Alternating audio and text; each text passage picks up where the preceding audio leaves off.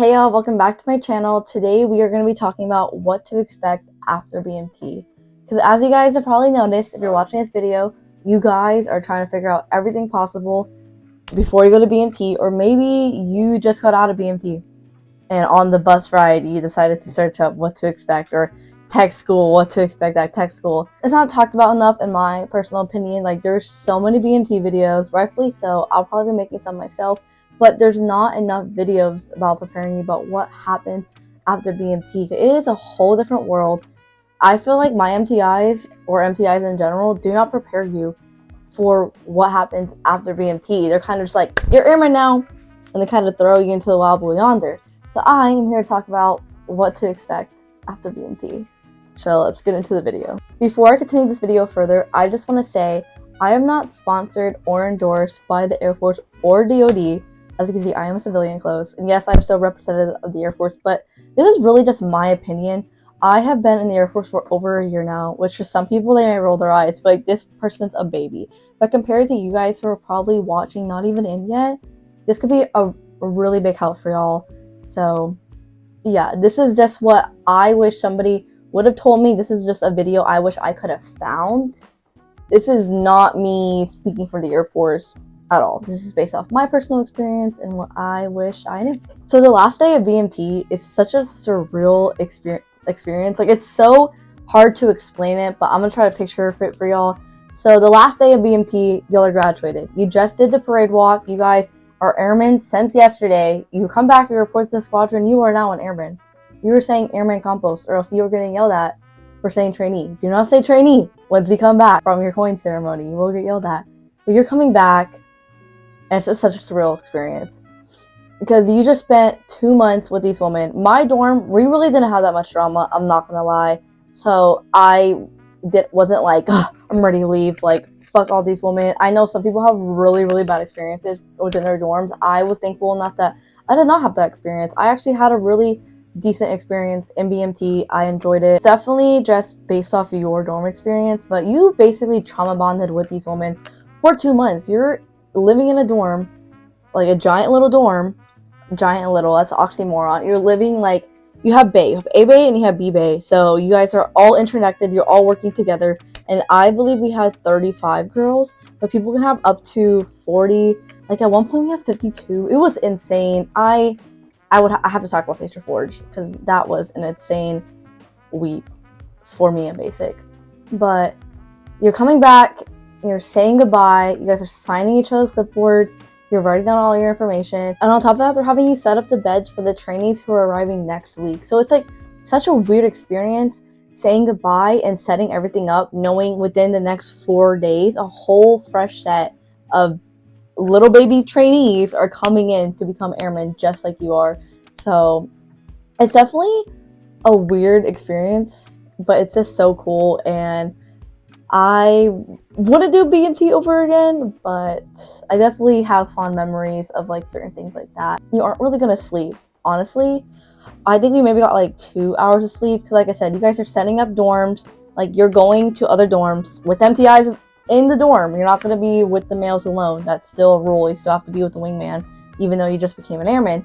You don't actually have to have a wingman in tech school though, but I highly encourage y'all to have a wingman, because tech school be kind of crazy. So please be safe out there. I'm gonna get to that in a second, but you're still having a wingman in BMT. Do not walk around. They can still recycle your ass. Just because you're graduating, you're about to leave, they can still recycle your ass. So don't play no ranger games. Now it's not the time to mess up. But you're gonna be preparing the dorms. You're gonna be going to other dorms, preparing. You're probably gonna be cleaning. We had a whole stairway we didn't even use, so they had us going and clean the stairway, all those dorms. It was just cool. You're just kind of cleaning. You're like shooting the shit, all that stuff. And then you start leaving around, I believe the first set of buses comes around 12. I was at 4 in the morning, so I went down to the main area around 2. And it's just so sad, because like you're like so sleep deprived. You bed up since like 4 in the morning. You're like hugging people, you're crying. We'll be like, we're gonna miss you, like all this stuff. So it's definitely a surreal experience. And then you go downstairs, they're still yelling at you. Do not be on your phone. Oh my god, they got so mad at us. And they bring us to the PRC, so a bus is going to come to your squadron. You guys are going to get on the bus with all your bags. You have guys all your duffel bags. So you have your giant like green duffel bag that you get, you have your personal bags that you brought, and you're bringing it all and you're sitting on a bus, compact. You guys are compact. Just for the first bus. The second bus, you guys aren't going to be as compact. Thank God. Because that would have sucked, driving 6 hours compact like we were in the beginning. When we go to the PRC, I believe they start separating us by squadron within the buses themselves, just to make it easier when we arrive for the most part. So everybody's just going to get on the bus in general. Like everybody who went to Shepherd, we all got on the bus. We all went to the PRC. And then they started separating us by like squadron. Like if you're going to be, I forgot what squadron was. 362?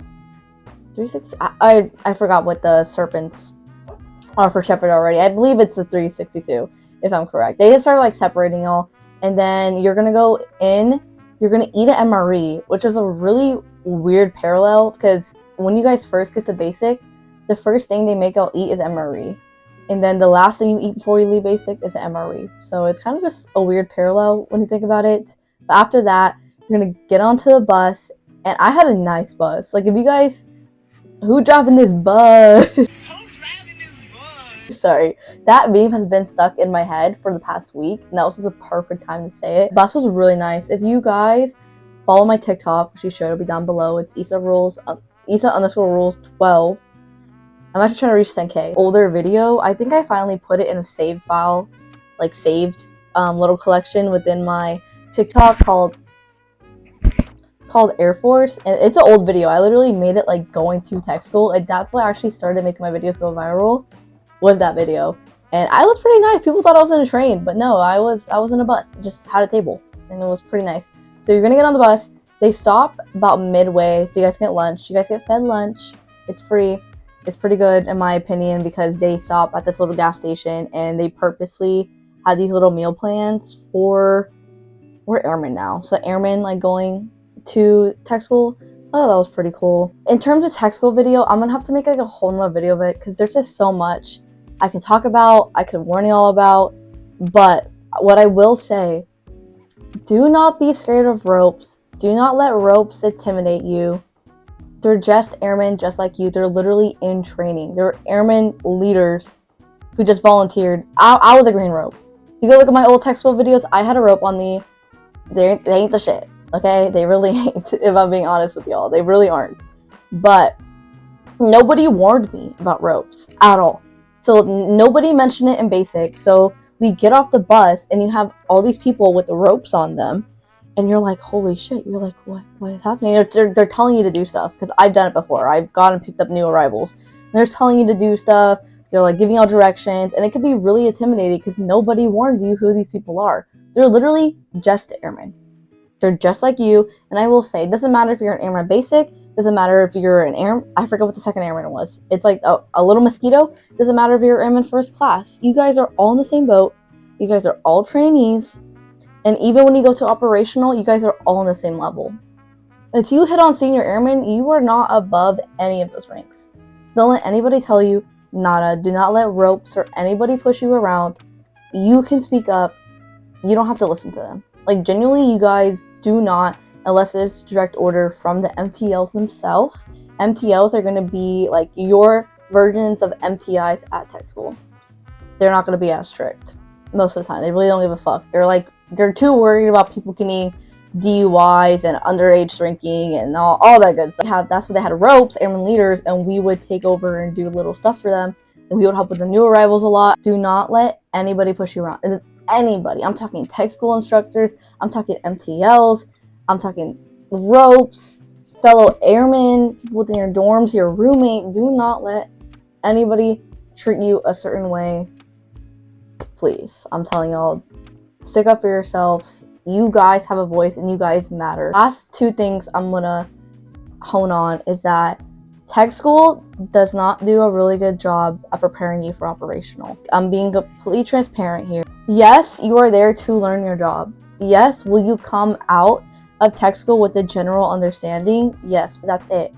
That's all you're gonna have. Even people who had really long tech schools, like my friends in avionics at Shepherd, they still came here and they felt drastically unprepared. But that's just the nature of it, if I'm being honest. It's just to kind of give you a general idea of your job, but in terms of operational, you do not feel like you're dumb when you get to your first base and you know nothing. Like, you're not going to know anything. You're going to be like, what the hell? You're going to start upgrade training. You're going to feel so dumb. You're going to feel so out of place. You're going to be surrounded by all these ranks, all this experience, and it's a very surreal thing to experience. It can be very overwhelming, but I want you guys to know you are doing the best that you can. You are doing just fine. You're going to make it through. And that's the whole point. The whole point of tech school and OJT and CDCs is to teach y'all for your job, prepare you. So I'm just going to say that. And then after tech school, you get rap. Don't let anybody tell you that you can't do rap. You can also use TMO. Don't let anybody tell you can't use TMO. Those are given things. The Air Force gives you them.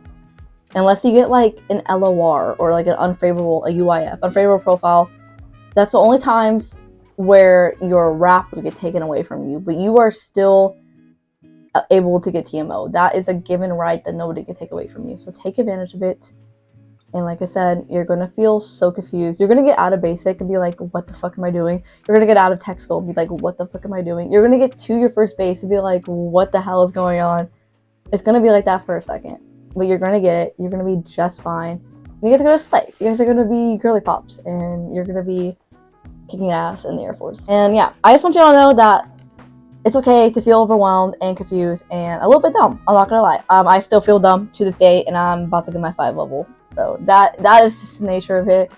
Like I said before, do not let anybody push you around. Even when you get operational, there are so many people you can go to. Don't hesitate to go to your chain of command. Don't hesitate to go to your first. There are so many other organizations outside of your chain of command that you can go to. Give y'all this overall consensus, because I know it's very scary when you can't find information about something before doing it, especially with my job. There's like no videos on my job besides what the Air Force puts out. If you guys have any questions, please don't hesitate to comment them down below. I believe my YouTube's not glitching anymore, but if I don't answer y'all within 2 days, please reach out on Instagram so I know that my YouTube's glitching again. I don't know why it does it. It's like on and off. So hopefully it will not do that anymore. And if you guys have any other like video, like Air Force video ideas or like videos in general, I am in Okinawa, Japan. So if you guys want to see something from me, you guys can also drop them down below. I'm open to any suggestions, any questions. And yeah, I will see y'all next time.